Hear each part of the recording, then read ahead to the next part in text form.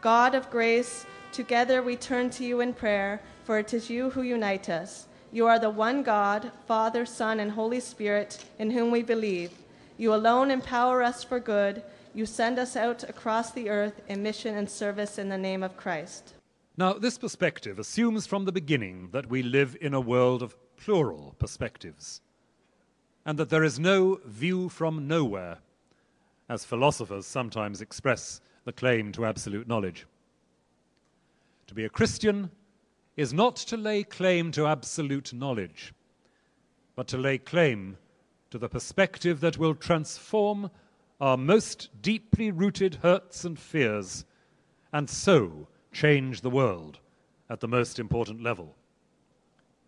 It is a perspective that depends on being where Jesus is, under his authority, sharing the breath of his life, the Spirit, seeing what he sees, seeing God as Abba, Father, a God completely committed to the people in whose life God seeks to reproduce God's own life. We must be realistic. We must not respond only by reconfiguring the institutions. At the dawn of the 21st century, what the ecumenical movement urgently needs in order to respond responsibly and effectively to the problems of new times and the expectations of the churches is fundamentally aggiornamento, renewal, transformation. The time has come when we must not only open opportunities to young people for the ecumenical growth and leadership, it is young people's passion and insight today that will ensure the relevance and vitality of the ecumenical movement. Without young people, our ecumenical family is incomplete. At this time, we need to nurture meaningful relationships and a shared leadership between the generations.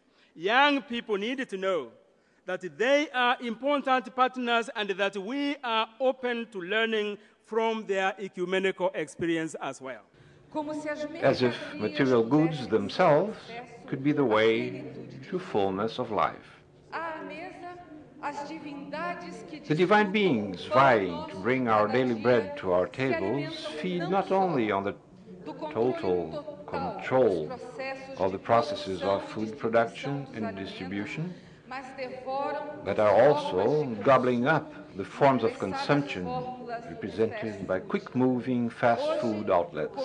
Today, world trade in agricultural products, especially cereals, meat, and dairy products, is controlled by no more than 20 oligopolistic groups of transnational corporations located where? The United States and Europe. Give us this day our daily bread, O Monsanto. Give us this day our daily bread, O Cargill. Give us this day our daily bread, Swift, Anglo, ADM, Nestle, Danone, Syngenta.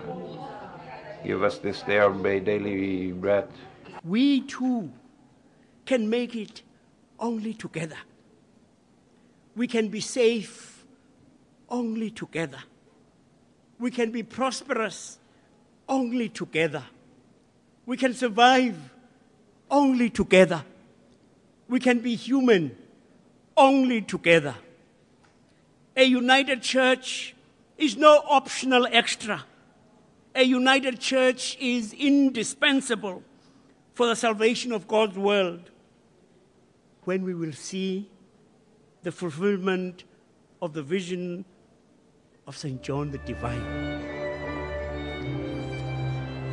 By the power and guidance of your Holy Spirit, O God, may our prayers never be empty words, but an urgent response to your living word, in nonviolent, direct action for positive change, in bold, clear, specific acts of solidarity, liberation, healing, and compassion. Open our hearts to love and see that all people are made in your image, to care for creation and affirm life in all its wondrous diversity.